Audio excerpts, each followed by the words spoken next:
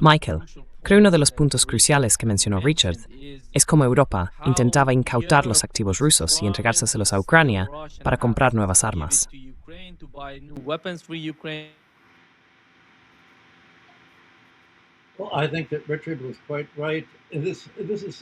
Bueno, creo que Richard tenía bastante razón.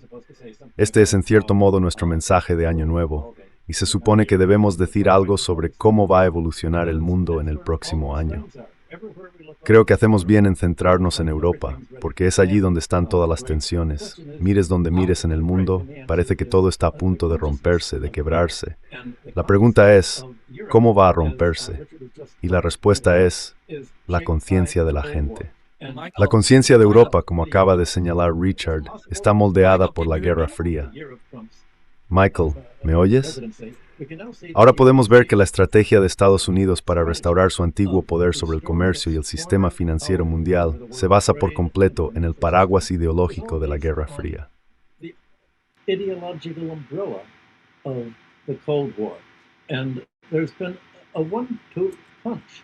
Y ha habido un doble golpe por parte de Estados Unidos contra Europa y otros países.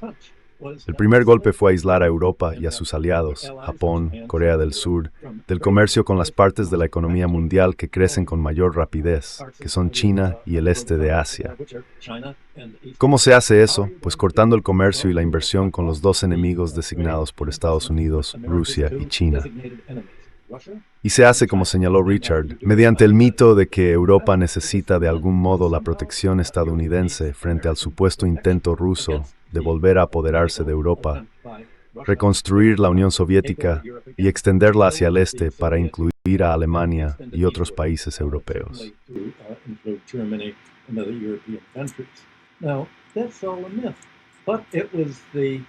Ahora bien, todo eso es un mito, pero era el mito general que permitió a Estados Unidos decir, bueno, necesitáis nuestra protección contra Rusia, y esto iba a tener un coste. Si queréis que os protejamos de Rusia, y en última instancia de China, como el enemigo existencial de todo el sistema económico que tenemos en Estados Unidos y Europa, entonces tenéis que cortar vuestro comercio. Aunque toda vuestra prosperidad planificada antes de 2022 se basara en ampliar el comercio y la inversión con Rusia y China, importando materias primas, petróleo, gas y otros recursos de Rusia, importando bienes manufacturados de China y expandiendo las industrias alemanas y de otros países europeos en esos países para mantener algún tipo de crecimiento equilibrado.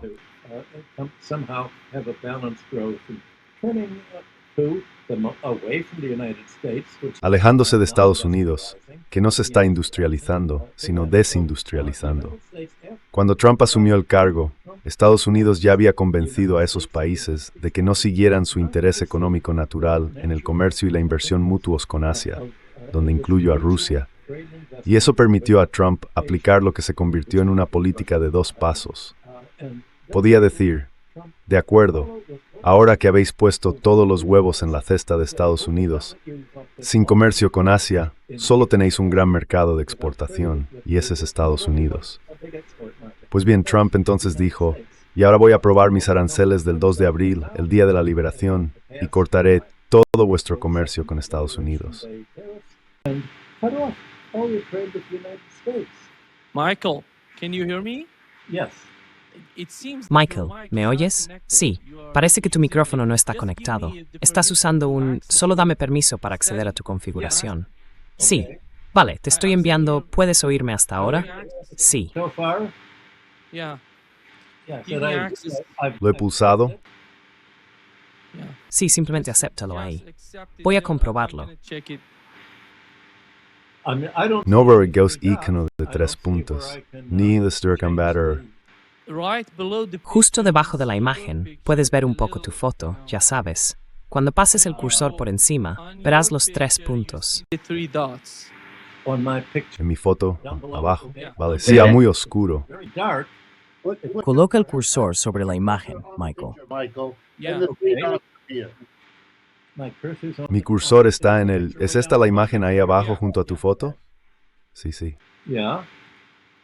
Quando swivel el cursor sobre full, aparecen los 3 puntos.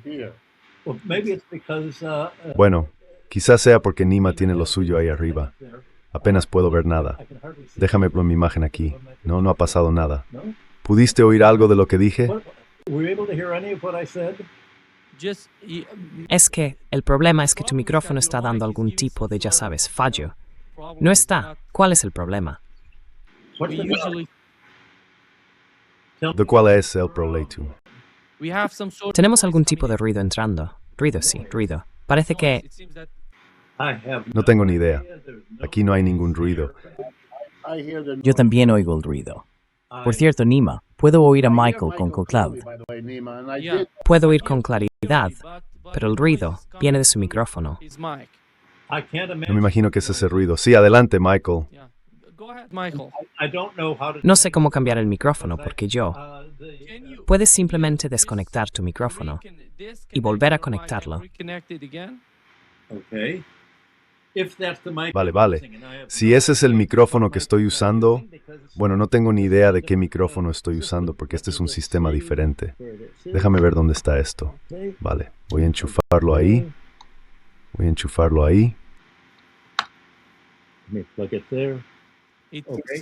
Parece que no estás usando el micrófono que acabas de desconectar y volver a conectar. Estás usando otro micrófono en tu sistema. Bueno, lo sé, es porque es mi ordenador. Vale, ese es el micrófono del ordenador. Y no tengo ni idea, no hicimos una prueba de micrófono y no sé cómo seleccionar el micrófono aquí. Creo que el Reese Voice Tag. Sí, se detuvo. No tengo ni idea de por qué. Sí, vale. Adelante, Michael. No puedo continuar porque tengo una cosa blanca en mi pantalla. Solicitud de control del anfitrión. ¿Cómo se quita eso? Rechazar. Vale, aquí está. No, rechazar. Vale, aquí está. ¿Estamos bien ahora? Sí, estás bien. Lo que estaba diciendo es que el hecho de haber cortado a Europa y a otros países del comercio con Asia, ahora Trump dice, bueno, habéis puesto todos vuestros huevos en la cesta del comercio con Estados Unidos, pero ahora voy a cerrarla a menos que hagáis concesiones. Y las concesiones son, en primer lugar, tenéis que aceptar nuevas sanciones muy estrictas, sanciones más duras contra Rusia y China, y por cierto contra cualquier país de los BRICS que los apoye. En otras palabras, el 85% del mercado mundial potencial, de modo que dependáis totalmente de Estados Unidos.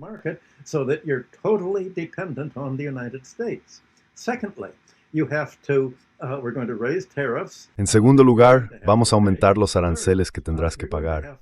En tercer lugar, tendrás que desindustrializar tu economía, porque ahora que he cerrado el mercado estadounidense para ti y que has tenido que triplicar o cuadruplicar el precio de la energía al bloquear el petróleo y el gas rusos, ahora tienes que trasladar tus principales industrias a Estados Unidos, pero no a China, ni a Rusia, ni a Asia Central, ni a los países del BRICS, solo a Estados Unidos. Y si no lo haces, mantendré los aranceles tan altos que tus empresas industriales, especialmente las de Alemania, que han dependido de los mercados de exportación para su principal crecimiento, se verán obligadas a cerrar sus fábricas, despedir a su mano de obra y desindustrializarse de forma pasiva.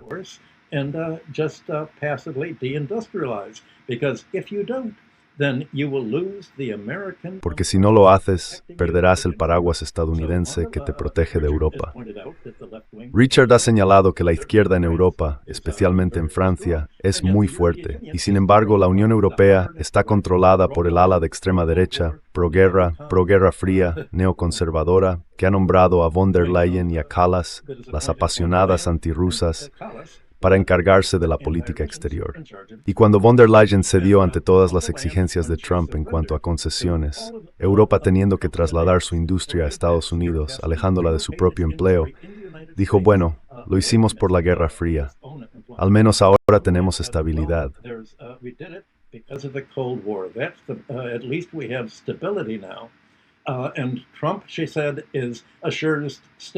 Y Trump, dijo ella, garantiza la estabilidad. Aquí por fin tenemos un gobernante estable y ahora sabemos cuáles serán las reglas. Las reglas nos obligarán a desindustrializarnos, pero ese es el precio que tenemos que pagar para proteger a Alemania de la Guerra Fría, porque la próxima vez no se detendrán en Berlín cuando avancen hacia el oeste. se quedarán con toda Alemania. Y sus asociados, los ministros de Finanzas de la UE y de Alemania, y otros funcionarios dijeron, sí, no se trata solo de lograr un comercio equilibrado. Todo gira en torno a la Guerra Fría. La Guerra Fría se ha convertido en la ideología que dice que Europa necesita a Estados Unidos. Y por supuesto, entonces Trump dijo, de acuerdo, ahora os voy a quitar el suelo bajo los pies.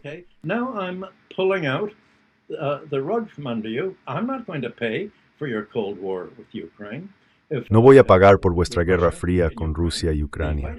La lucha en Ucrania no es realmente entre Rusia y Ucrania. Es entre Rusia, Gran Bretaña, Alemania, Francia y la dirección de la UE, que está totalmente monopolizada por la facción pro-guerra fría dispuesta a hacer exactamente lo que Richard describió, recortar el gasto social. Ahora estamos en una economía de guerra porque lo que estamos defendiendo son los valores europeos. Y los valores europeos que supuestamente estamos defendiendo son los de Ucrania: control militar total de los medios, control de un solo partido, prohibición de la oposición política al partido gobernante.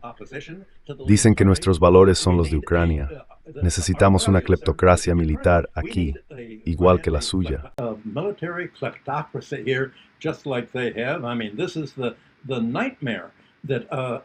Quiero decir, este es el escenario pesadillesco que Europa está aceptando. Entonces, ¿cuál es realmente el problema aquí? Incluso si hablamos de que los intereses económicos son el principal motor, la verdadera cuestión es, ¿se convertirá este paraguas ideológico, según el cual la Guerra Fría con Rusia es prioritaria y debemos compartir el odio británico y alemán hacia Rusia y los países bálticos, en el principio rector de nuestra política económica interna? Y sí, habrá sacrificios, nos desindustrializaremos, perderemos el comercio industrial europeo, principalmente alemán, pero también francés e italiano, que teníamos antes. Pero ese es el precio a pagar. Básicamente, tenemos que convertirnos en una colonia económica de Estados Unidos.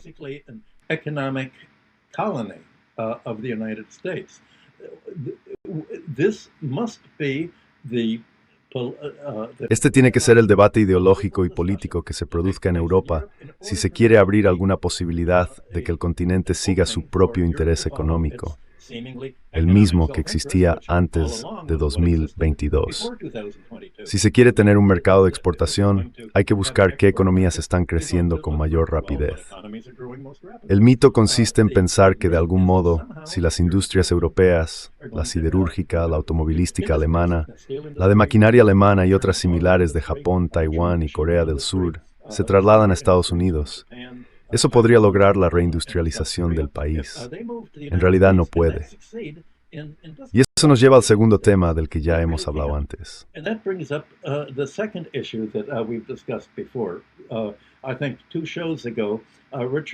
Creo que hace 2 programas, Richard señaló que cuando él y yo estábamos en la universidad haciendo el doctorado, uno de los cursos más populares era Economía del Desarrollo. Todo lo que enseñaban en Economía del Desarrollo era irrelevante.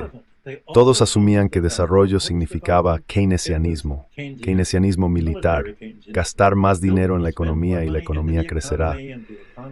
No había ninguna discusión sobre cuál era la estructura de la economía, cómo era el sistema fiscal o cómo seguir las mismas políticas de crecimiento que siguieron Gran Bretaña, Estados Unidos y Alemania.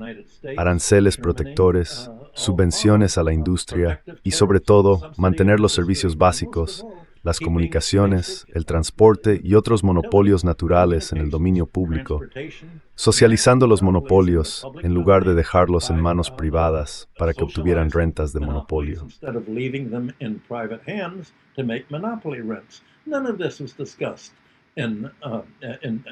Nada de esto se discute en términos económicos normales. No se suponía que debieras cuestionar la estructura del monopolio, sino solo cómo hacer más grandes los sistemas económicos existentes. Aunque esos sistemas, en los países que se llamaban subdesarrollados, estaban subdesarrollados porque eran sistemas rentistas, cleptocracias clientelares, sistemas que no se desarrollaban en absoluto. Y esas economías en proceso de subdesarrollo solo debían hacerse más grandes, lo que significaba concentrar cualquier aumento de ingresos en la cima de la pirámide económica. Todo eso debe ponerse en cuestión. Y cabría esperar que con el tipo de contracción económica que estamos viendo ahora en Europa, eso vuelva a abrir la posibilidad de que tenga lugar este tipo de debate.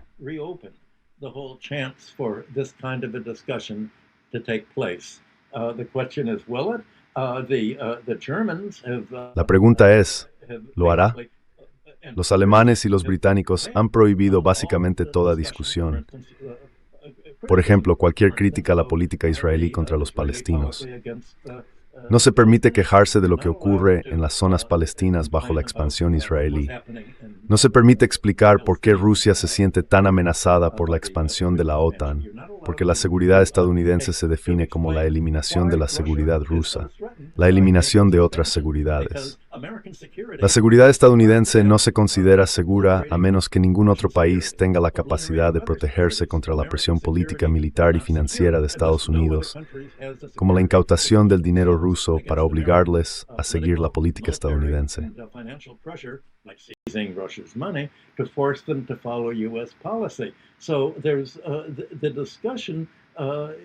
Así que el debate en los medios públicos no está abordando los temas de los que hemos estado hablando en este programa durante el último medio año, Nima. Esa es la cuestión. ¿Cómo puede Europa romper con esta trampa de visión de túnel en la que está encerrada? Esta mentalidad que le ha impedido resolver el problema de cómo dejar de intentar salvar una economía industrial estadounidense que, en sí misma, no puede salvarse hasta que se transforme el sistema económico estadounidense, del mismo modo que se está transformando el sistema económico europeo, tal como los países asiáticos, especialmente China, han estado cambiando los suyos al, como ya hemos dicho antes, reinventar la misma rueda que los industriales estadounidenses desarrollaron en el siglo XIX para construir su propia industria, cuando a esto se le llamaba evolucionar hacia la socialdemocracia, o, dicho en una sola palabra, socialismo.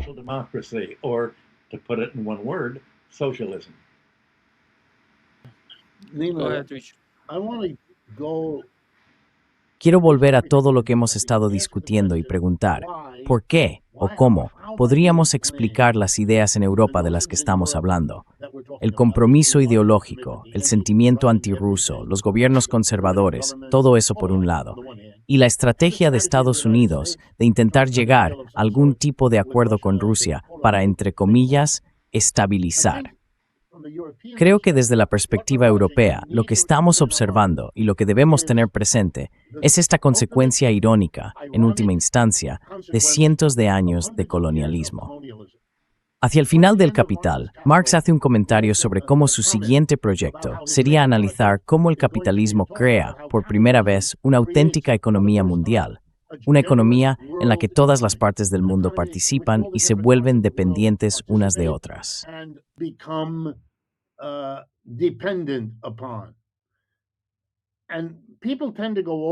Y la gente tiende a pasar por alto eso y a verlo como una muestra de aprecio por el capitalismo, si se quiere. Quiero argumentar que es, en cierto modo, la muerte, al menos del capitalismo occidental. ¿Por qué? Bien, voy a demostrártelo volviendo a cómo los rusos lograron impedir que Europa incautara los activos rusos para mantener esa guerra durante 1 o 2 años más, sin la oposición interna con la que ahora se enfrentan. La razón por la que los rusos pudieron esquivar ese golpe. Y dejémoslo claro, si eso se hubiera hecho, si ese dinero se hubiera recaudado de esa manera y se hubiera utilizado para darle a Zelensky el dinero y las armas que sigue pidiendo, habrías visto que esa guerra continuaba durante bastante tiempo.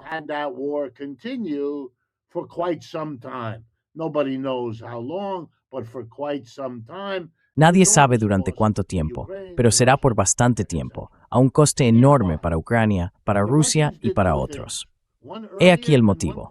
Los rusos hicieron 2 cosas, una antes y otra más recientemente. La primera fue dejar claro que si Occidente confiscaba los activos rusos en territorio occidental, Rusia confiscaría los activos occidentales dentro de Rusia, que debido al desarrollo de la economía mundial son considerables.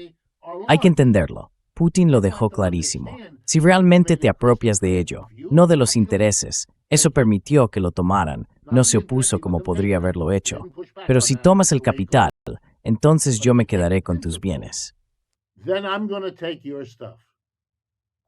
The thing he did most recently, just a few weeks ago, Lo que hizo más recientemente, hace apenas unas semanas, fue hacer que el gobierno ruso acudiera a los tribunales y anunciara que si se concedían préstamos a Ucrania, que todo el mundo sabe que Ucrania no puede devolver, entonces los prestamistas, fueran quienes fueran, exigirían las garantías, es decir, los activos rusos. Esa era la idea detrás de lo que estaba haciendo Europa. Putin acudió a los tribunales y dijo, esto es un acto de la Unión Europea. Y si hacéis eso, nosotros, los rusos, acudiremos a todos los tribunales, en todas las jurisdicciones, en todos los países, Malawi, Paraguay, Canadá, donde sea, y demandaremos para recuperar los activos que nos han robado. Y vosotros lo sabéis, y nosotros lo sabemos, que vamos a ganar muchas de esas sentencias, en parte porque se trata de países que son nuestros aliados. because they're in countries that are our allies. Suddenly, if you allow De repente, si me lo permites, la dialéctica de crear una economía mundial vuelve para morder a Estados Unidos y a Europa Occidental justo en la parte trasera.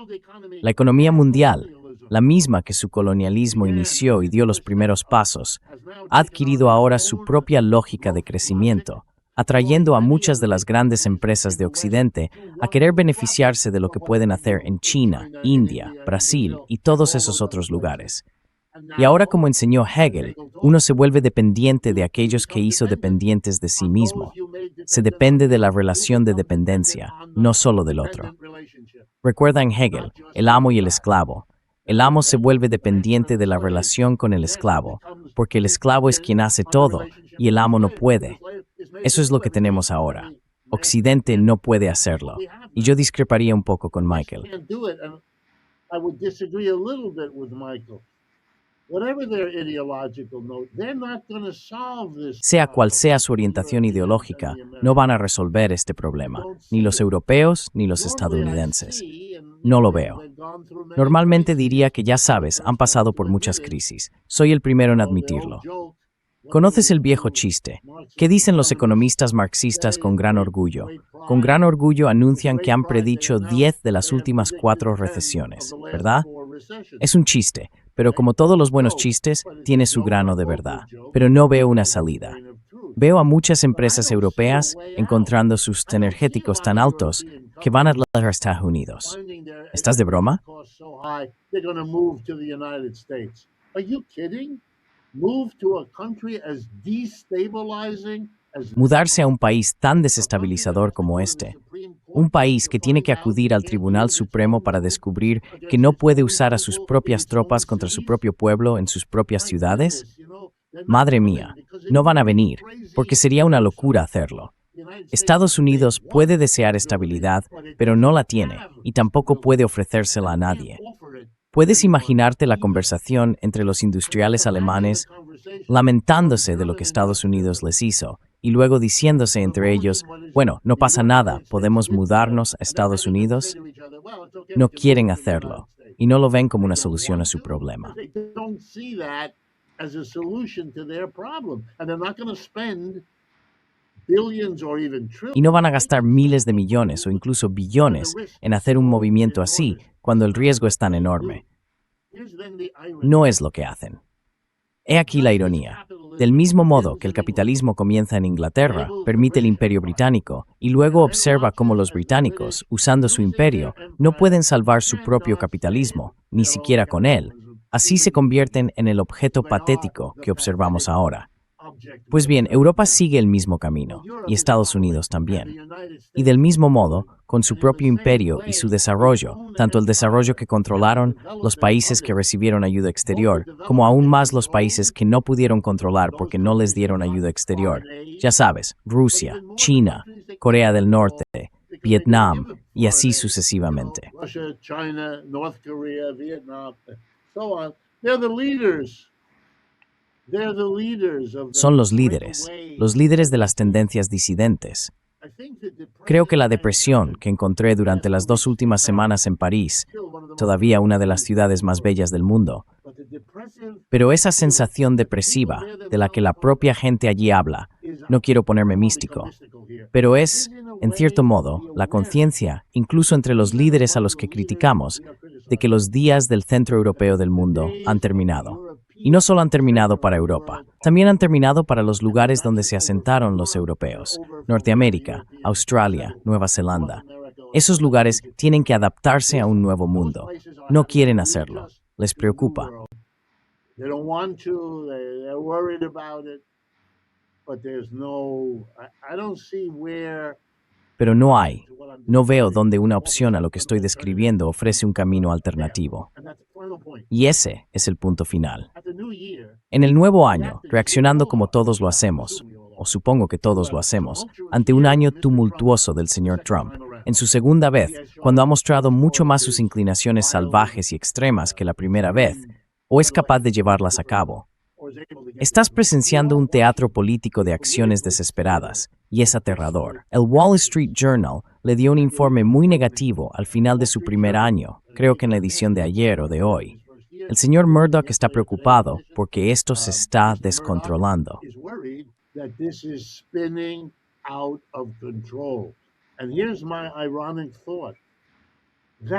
Y aquí está mi pensamiento irónico. Eso es lo que decía la gente en París. Tememos que todo se esté descontrolando. El señor Macron está completamente superado. No puede gestionarlo. No lo está gestionando. Se pavonea y la gente se burla de él como de un payaso irrelevante. ¿Y no es eso lo que ocurre en nuestro país para mucha gente que empieza a ver al señor Trump como alguien de quien quieren alejarse? Mira a Marjorie Taylor Greene. Mira a Elise Stefanik. Mira a O'Neill, el tipo de Texas. Se están yendo porque pueden ver lo que se avecina, están haciendo encuestas, las cosas se están descontrolando. Things are spinning out of control.